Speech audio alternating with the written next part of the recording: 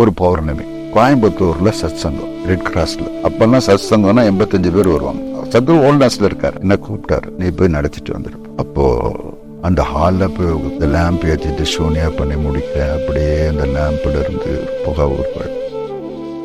அப்படி கிளாஸ் பண்ண போனா அப்படியே ஸ்ப்ரெட் ஆகுது. 9:30 மணி ஆகுத காலியாச்சு ஹால். 8 மணிக்கு முடிஞ்ச சத்சங்கம். மறுநாள் காலையில ஆசிரமத்துக்கூட தியானலிங்கம் இருக்க இடத்துல இப்போ ஒரு சின்ன குடிசை இருக்கும், அந்த இடத்துல உட்காந்து நின்று இருந்தார். நான் அப்படியே நமஸ்காரம் பண்ணினேன். How was the satsang man அப்படின்னாரு. உடனே நான் அப்படியே பேச, Sadhguru, you are very powerful in your absence than presence.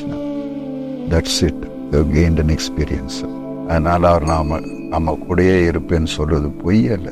பயிற்சி ஒழுங்கா செய்யுங்க, எப்போதும் நான் உங்க கூட இருப்பேன்னு சொல்றது பொய்யில்.